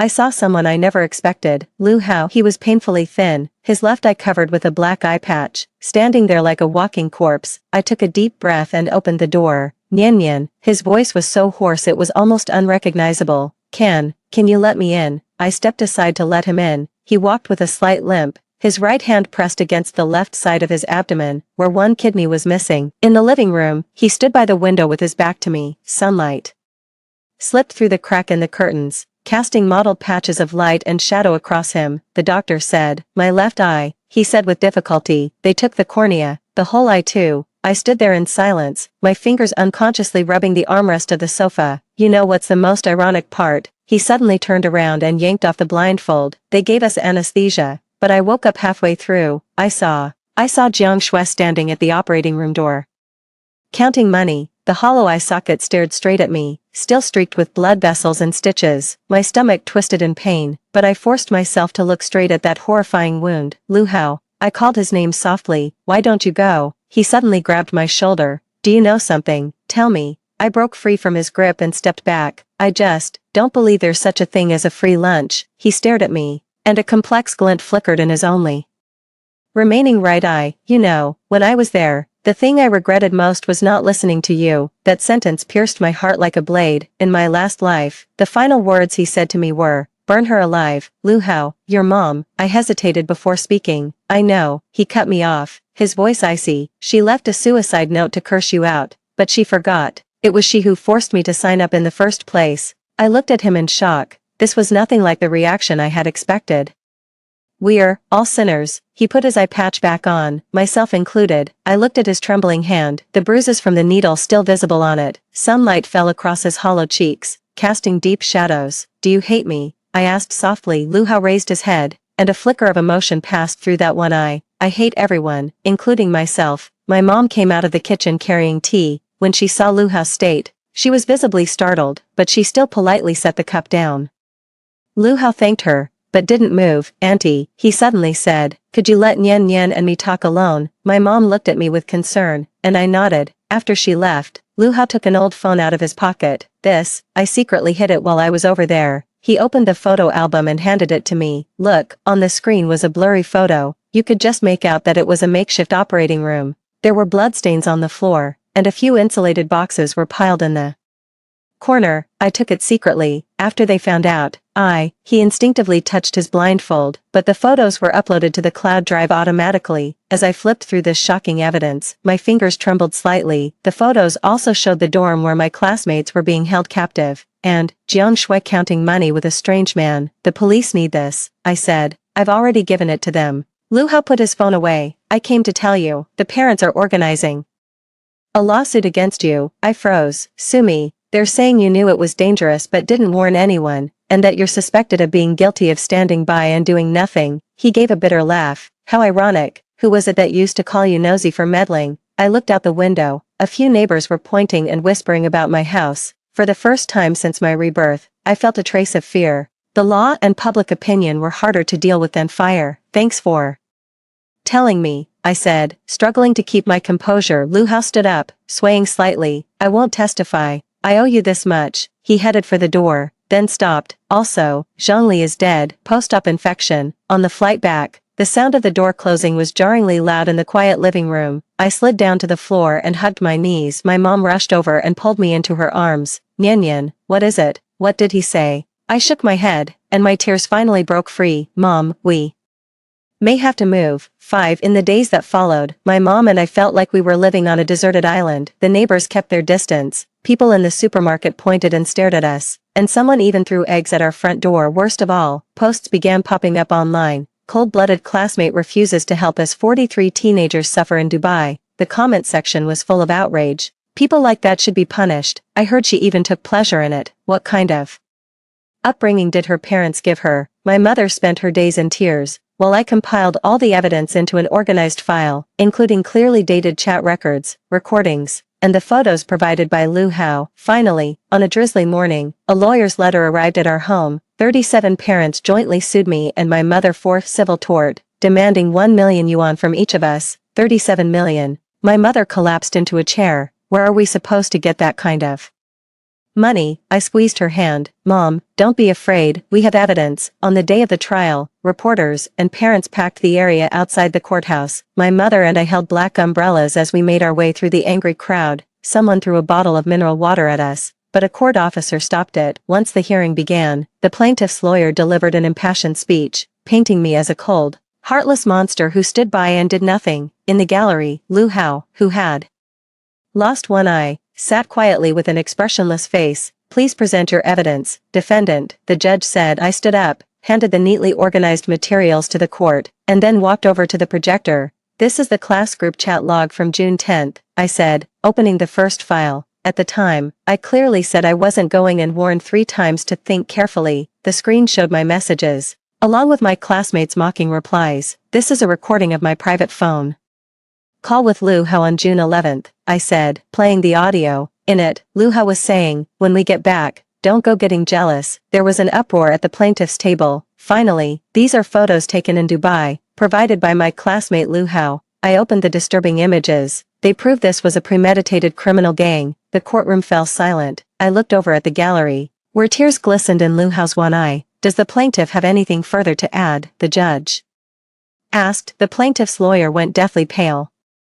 This doesn't prove the defendant isn't responsible, Your Honor, I said calmly. May I ask, if a minor tries to stop a group of adults from doing something foolish, but is mocked and ignored, then when disaster strikes, who is actually responsible? In the gallery, one parent suddenly broke down in tears. My daughter, I'm sorry, I'm so sorry. The trial lasted the entire day. In the end, the judge dismissed most of the plaintiff's claims and ordered us to pay only symbolic compensation of 10,000 yuan each, on the grounds that there had indeed been negligence in failing to provide adequate warnings. By the time we walked out of the courthouse, the rain had stopped, reporters swarmed us, but this time their questions had changed to, what do you think of the court's ruling, and what would you like to say to the parents? I looked into the camera and said, word for word, I hope everyone remembers this. When greed blinds young people, what they need is calm, rational guidance from adults, not more fuel on the fire. In the distance, Lu Hao leaned against a tree, quietly watching me. I walked over, and he handed me an envelope. What's this? News about Jiang Shui, he said softly. Interpol found her in Thailand. She's given everyone up. I opened the envelope and found a photo of Jiang Shui being arrested. The once sweet and lovely girl now wore a vicious, twisted expression.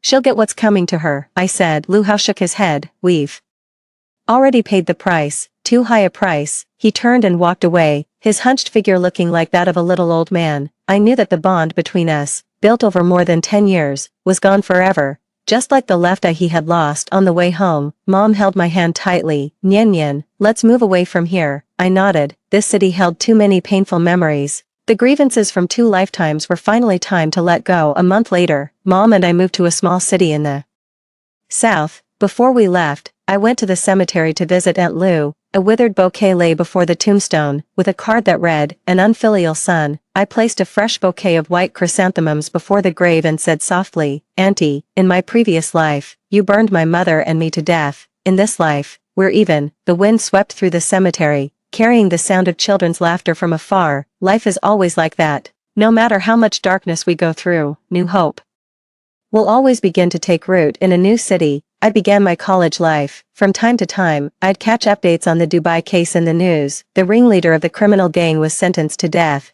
Jiang Shui received a 20-year prison sentence, and the parents formed a support group, and my mom and I finally lived a peaceful life. Sometimes I'd wake up in the middle of the night, still remembering the searing pain of the flames, but I'd soon be soothed by the steady rhythm of my mother's breathing. The end. Story 2. My boyfriend and I managed to get tickets for a concert. Before we set off, I accidentally came across a topic. Is it considered flirting if my crush goes to a concert with another girl? The person also attached a photo of the crush's hand. The rose tattoo on it looked very familiar. I glanced at the man who was making a travel plan for me. The rose tattoo under the couple's ring was faintly visible. I asked, let me see your phone. His hand, which was sliding the screen, froze. Gu Xing forced a smile. Why are you suddenly turning into a jealous little thing and starting to check my phone? I stared at him steadily. He wasn't like this from the time we started dating in college until now. He had always been open and aboveboard in front of me. Even when he received a flood of love letters, he never read them. He would just dump them all on me to deal with. There were so many that it seemed impossible to throw them all away. Our mutual friends would always joke that it was a pity he didn't become a star yet. Such a person was extremely dependent on me. Gradually, I stopped suspecting him, but now, I felt that the truth in that sentence was becoming more and more evident. No one can come out of their boyfriend's phone with a smile. He showed hesitation. The titles and conversations of the online bloggers kept replaying in my mind. My heart couldn't help but tighten. Could that person really be him? He handed me the phone, and the screen seemed normal, so normal that I began to doubt my own suspicion. The password was still the same, my birthday. I've always had a bad memory, so Guxing simply let me set up fingerprint unlocking. Soon the interface opened, and the chat record was still on the screen. Have you arrived? I checked the weather forecast. It'll be hot that day. You'll abide by male virtue, right? Then there was an emoji with hands on hips. But even if you want to touch someone else, I can't control you. Just don't forget about my things.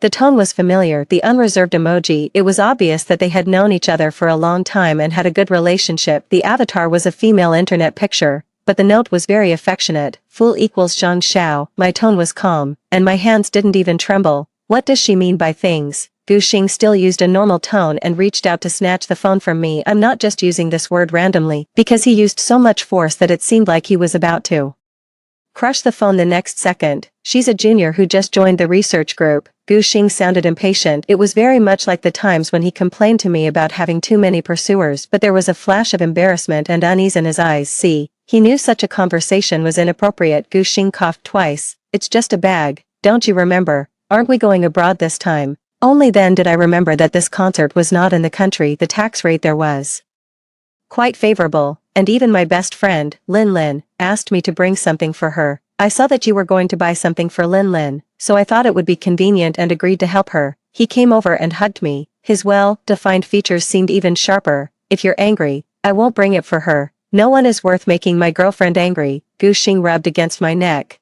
just like he had done countless times to coax me. If it were a minor matter, I would have let it go long ago, but now, I just felt goosebumps all over my body and was very uncomfortable. We still went to the concert. Besides using his phone to take pictures and videos of me, he directly put it in my hands for the rest of the time. He said it was to make me feel at ease. My flustered heart gradually calmed down. Guxing got tickets for the center of the inner field. There were shouts all around, so much so that I didn't even notice the phone that was shaking in my hand all the time. That girl, it seemed, still didn't realize that I already knew about her existence.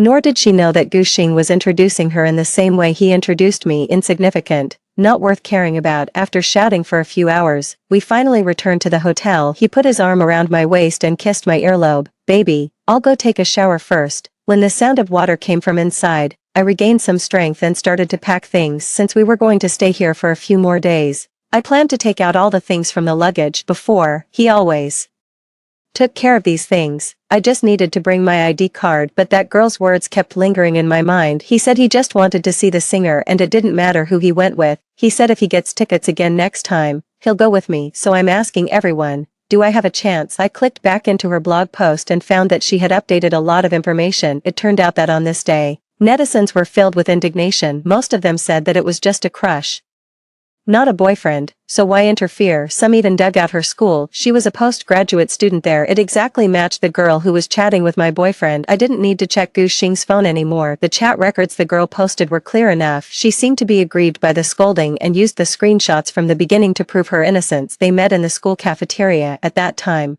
she had just entered the school and hadn't had time to get a meal card. The cafeteria aunt didn't believe her and thought she was an internet celebrity sneaking in to use the card. Guxing directly swiped his card for her, proving that she was a first-year postgraduate student. So the girl added his contact information under the old-fashioned excuse of repaying the money. The initial conversations between them were quite interesting. She stumbled to find topics, but the boy was very rational. He just replied with and oh from initially refusing to communicate to later sharing some trivial things unrelated to study. The last picture in the blog post was from the first half of the year. Guxing was preparing for a basketball game and invited her to come and watch if she was free. I also remembered this game. I had to go on a business trip for a project at that time, so I could only cheer him on remotely before the game. He even video called me. Complaining about my incompetence as a girlfriend. Now that I think about it, that girl should have been sitting in the stands at that time. Maybe she was even holding the water she bought for him. Quite a few people below had already started shipping them. I feel like I'm back to the time when I wasn't a jealous person. Am I the only one who thinks this start is like a campus love story? Could it be a clickbait post? What can a photo of a hand prove? Ah, the blogger, he must be interested in you.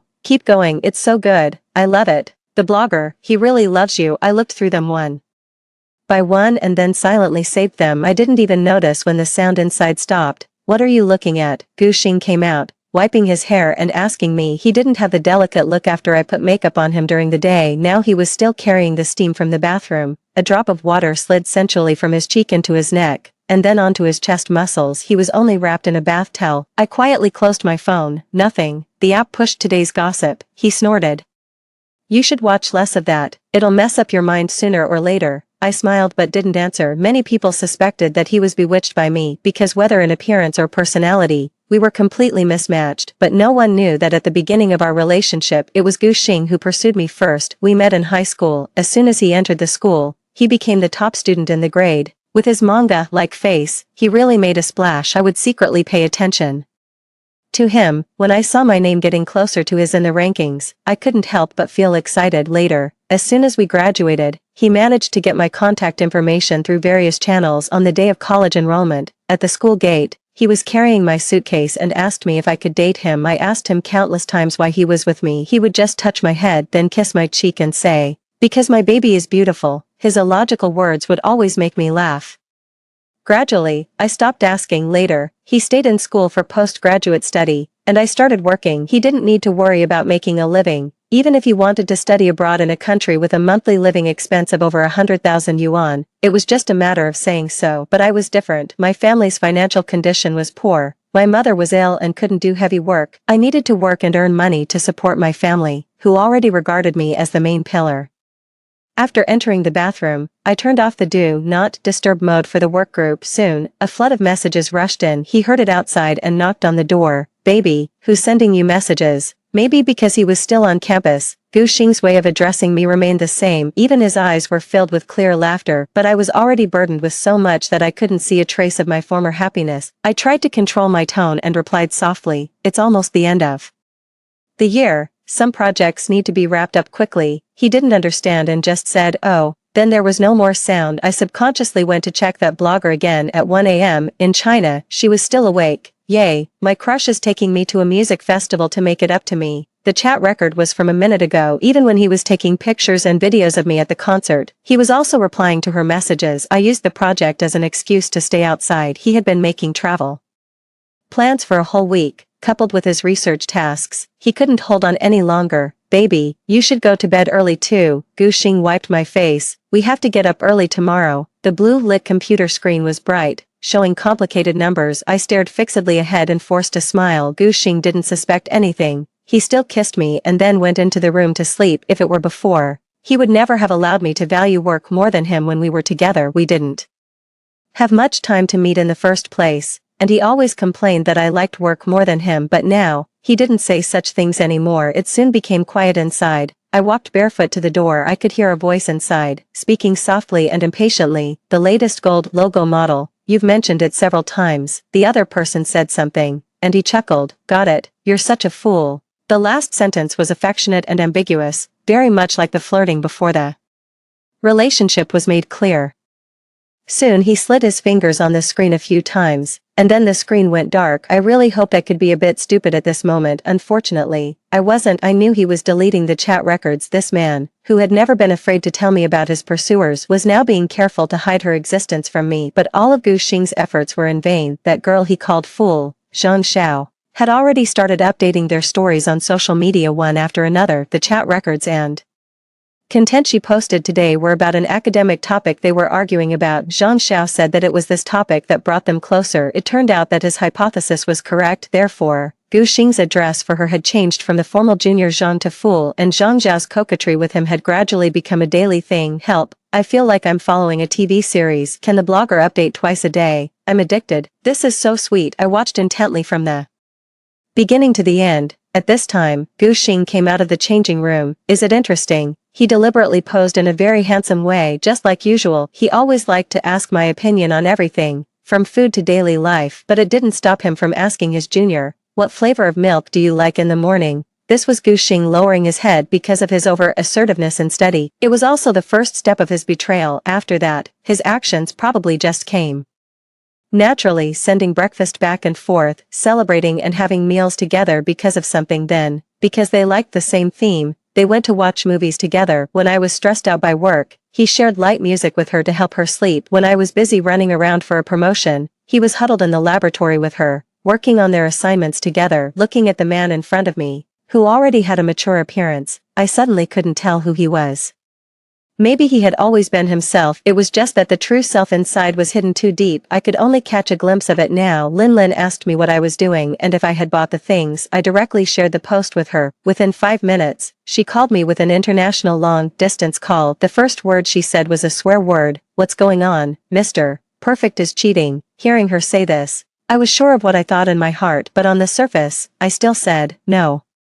Maybe we're overthinking it." Lin started a tirade. After a long time, she took a breath. "I bet you're not blind. It's already absurd enough that they can communicate through social media. When we were in college together, did you see him add any of our classmates? Even I was added only because I was your roommate and he had to take a roundabout way." Then she complained, "He was so persistent in chasing you back then. I didn't expect it wouldn't even last 5 years. They say there's a 7-year itch. He couldn't even last 5 years. I looked at Gu Xing's figure as he was queuing for me with a smile. It was a milk tea shop that had become popular all over the internet recently. I wondered if he would share it with his junior, or would only his own cup appear in the photo. Forget it. Men are all like this. I moved my feet and found a place to sit down. "Do you really think there are good men in this world who don't cheat?" Most of Lin's angry mood dissipated.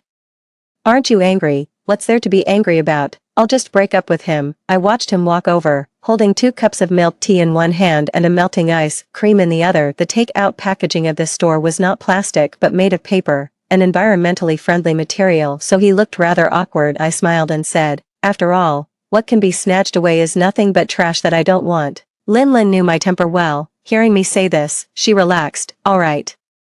International long-distance calls are expensive. I'll listen to you cry when you come back." Then she urged me to quickly buy the things on the list. After all, the exchange rate changes every day, and she didn't want to spend more money. She's really a true best friend. Just as I hung up the phone, Gu Xing was already standing in front of me. "Wait a moment." I raised my phone and took a photo. "You look handsome. You don't mind if I post it on Moments, do you?" The smile on his face froze for a moment. "What are you talking about? I'd be surprised if you didn't post it." Then he handed me the ice cream. I raised my eyebrows and asked him, "Aren't you going to take a photo?" He seemed to realize something and pushed the ice cream into my hand. "Eat it quickly. It's going to melt." I smiled and took small bites, swallowing it slowly. Unfortunately, it melted too fast and soon got my hands all sticky. It was just like our melting love. Once the sun shines, there will be nothing left after.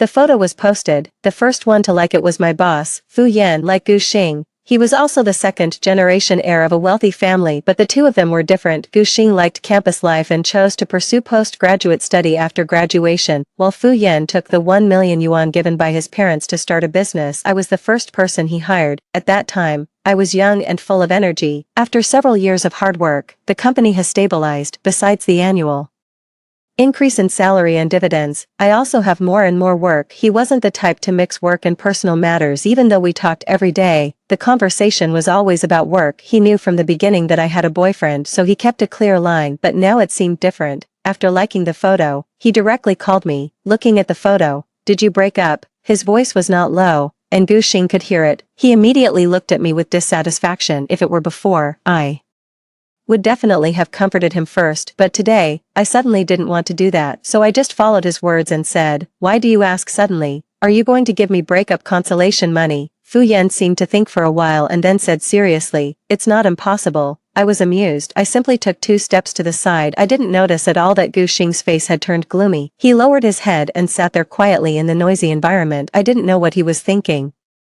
Before, when you showed your love, 9 out of 9 photos on Moments had your boyfriend in them. Why is there only a hand in today's photo? I thought about it and it seemed to be true. Gu Xing was my first love. I was responsive to him in our relationship. Moreover, ours was a campus love. After experiencing the harshness of society, I cherished this relationship very much, but now, after seeing that blog post, I changed my mind. You just reminded me, I should find some time to clean up my photos. Fu Yan's deep voice came from the other end of the phone.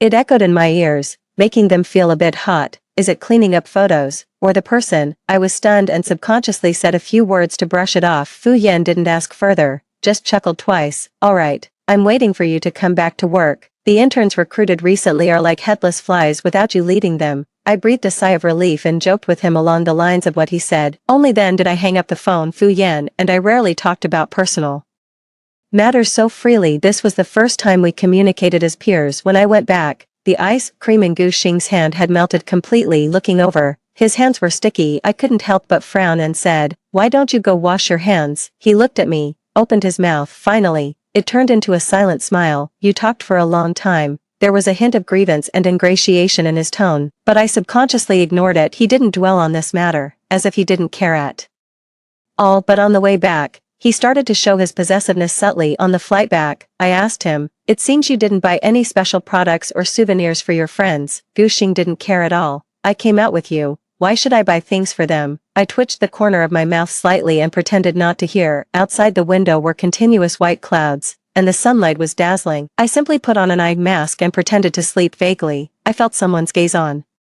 my face for a long time. Gu Xing didn't buy a bag for his junior. After patiently accompanying me to buy things for Lin Lin, he returned to the country with me. I didn't know how he explained it to her. Coincidentally, Zhang Xiao stopped updating her blog for those 2 days. I even felt a bit bored. Lin Lin even specifically asked me, "Did you confront the cheating guy?" Now he didn't even deserve to be called by his name. I shook my head, and she frowned, looking very puzzled. Fortunately, she resumed updating on the 3rd day, and Lin Lin and I were relieved. It was like following a TV drama. If you don't see the ending, you'll always feel uncomfortable. She first explained the reason for the 2-day break in updating. It turned out that she had been throwing a tantrum for 2 days because he didn't buy her the bag. Unexpectedly, the other party didn't reply at all. She went online to ask how to break the ice and make up with him without being obvious. I thought it was quite interesting and couldn't help laughing out loud. Then I remembered that I was in a meeting, so I quickly put away my phone and sat up straight. By the time the meeting ended, it was already noon. I looked at my phone. Gu Xing's last message from yesterday was asking if I was free for dinner today. I thought about it and replied, "Now, some things should be made clear as soon as possible, otherwise, dragging it on is not good for anyone." Fortunately,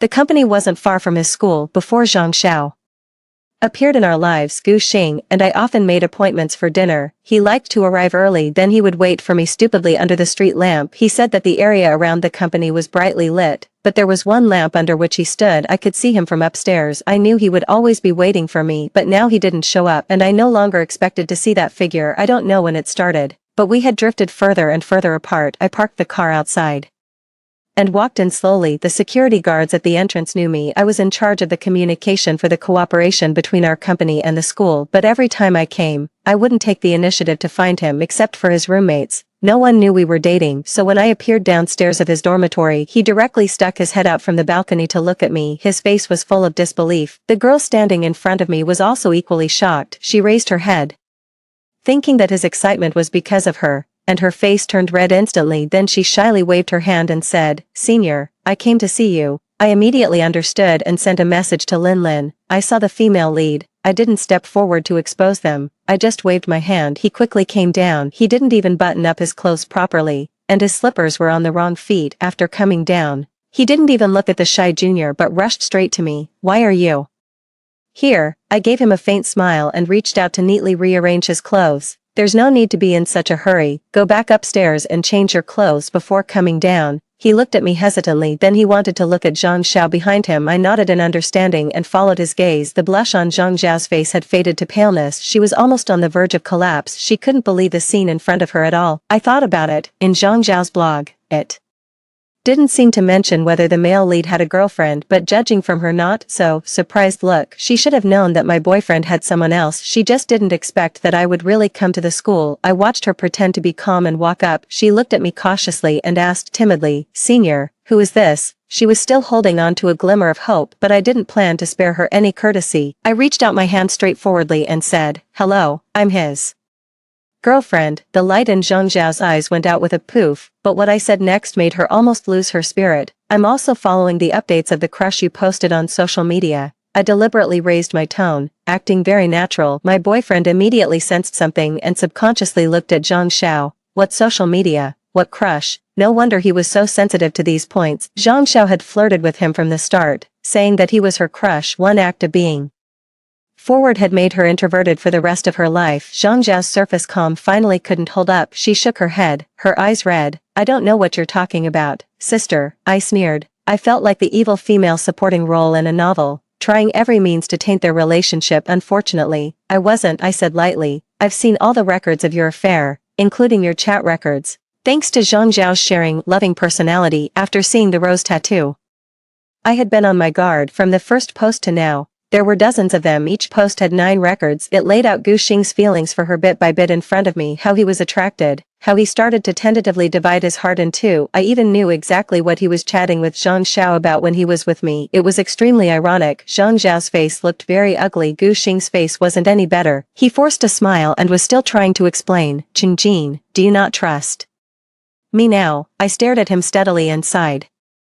I also really want to trust you, Gu Xing. But you were the one who crossed this line first. I had told him more than once that I had an extremely serious cleanliness in relationships, perhaps because of the beauty of my parents' love. I was also full of longing for my own relationship. My mother had been ill for more than 10 years, and my father still accompanied her and loved her day in and day out for 10 years. Even though the family had gone bankrupt because of the illness, my father still tried his best to make money. He worked during the day and set up a street stall at night. At an age of less than 50, he looked like someone in their 70s or 80s. I saw my father crying while carrying my mother on his back more than once, but he refused to admit it. He said he was the head of the family and wouldn't cry easily. Later I learned that my father didn't want my mother to feel guilty, so he pretended not to care. When I started making money and the family's financial pressure lessened, my father would spread thick blankets and quilts on the tricycle and take my mother around. He said that my mother had been lying in bed for more than 10 years. Even when she went out, it was only in the yard at the door. Now that he had time, he wanted to show my mother the outside world. They had made a promise when they were young. For this promise, they had been faithful to each other for a lifetime. Originally,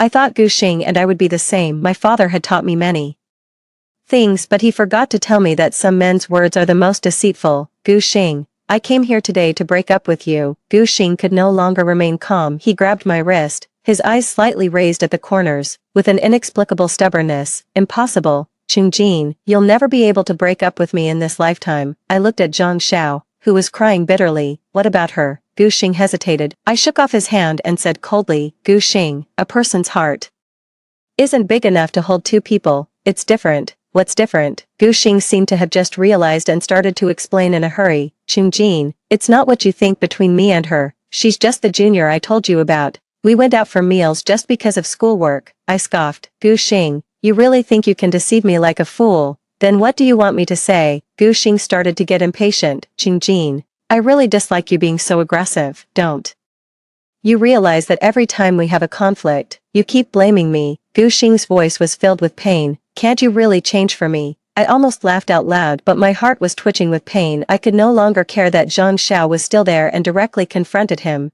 Then what else do you need me to change for you? When you were sick, I left my meal with the client and rushed over to take care of you. In order to be worthy of you, I worked day and night to make money and negotiate contracts. I even gave up the promotion opportunity to take your feelings into consideration. But what about you? I stared into his eyes, pressing on step by step. When you chose to take the postgraduate entrance exam, you knew very well in your heart how much of it was to escape reality. Gu Xing probably felt humiliated and couldn't hold back his voice to refute me. You did all these things on your own. There's no need to put the blame on me. Tears streamed down my face. No matter how much I told myself not to be sad because of him, but hearing him say these words with his own mouth, I still couldn't help crying. This was the man I chose, the man I wanted to spend my life with. Looking at Zhang Xiao, who was watching the show, I didn't say anything more. I just gave him a hard slap. Gu Xing, from now on, you go your own way, and I'll go mine. Gu Xing's gaze seemed to be burned by my tears. He quickly mumbled,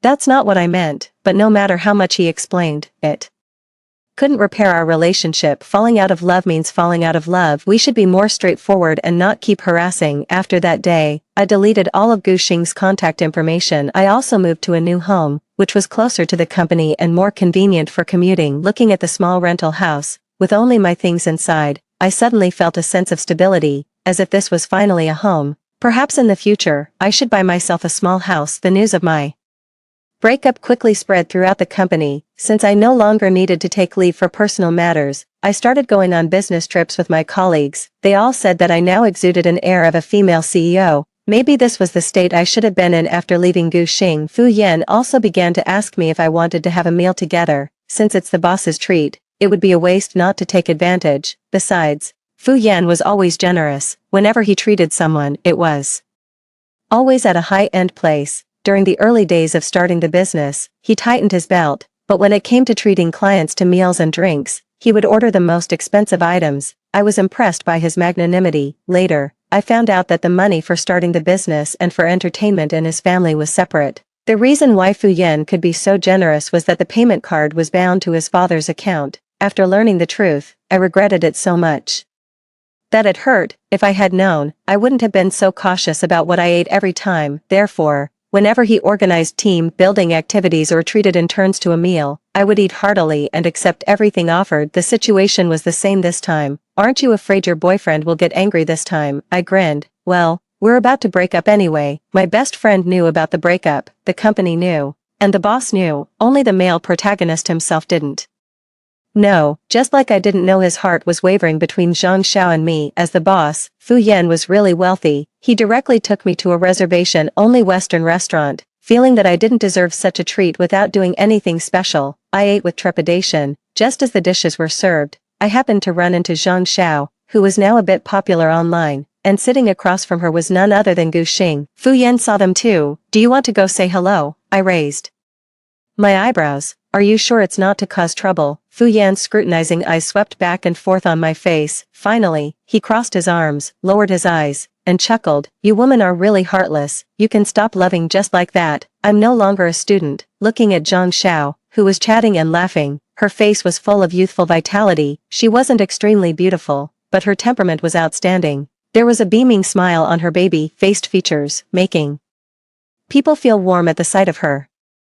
I said softly, I was wondering what the reason for his infidelity was. Now I understand. Oh, I smiled, then suddenly realized that the man in front of me wasn't the right person to talk about this. I waved my hand and said, it's nothing. Fu Yan stopped smiling and looked at me seriously. You don't need to be on guard against me. I was stunned and stared at him blankly. Maybe you can try to change your attitude towards me now. Don't just see me as your boss, you can also treat me like Lin Lin. When we first started the business, we didn't have regular meal times. Once, when I went out to negotiate business, I drank so much that I had a gastric hemorrhage. Lin Lin cried and stayed by my bedside. She even rushed to the company and scolded Fu Yan for being an unscrupulous boss. That's how they got to know each other. Later, whenever Lin Lin heard that I had to work overtime, she would drive over to bring me food. Sometimes she would also bring a portion for Fu Yan. Lin Lin liked to stay in the office with me when she was free, even though she would fall asleep while waiting. In her words, this was called spiritual companionship. Thinking of my unique best friend, I couldn't help twitching the corner of my mouth.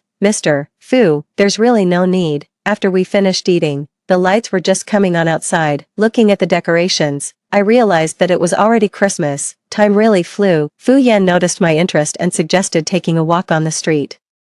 I thought about it and agreed. At first, we didn't have much to talk about. Clearly, I was his first employee, and we had the bond of starting a business together. Logically, we should have been very familiar with each other and talked about all sorts of things. But by the time we walked the whole street, neither of us had said a word. Feeling embarrassed, I was about to make an excuse to leave. Just then, someone came up to me. It was Gu Xing, whom I hadn't seen for a long time. He was alone.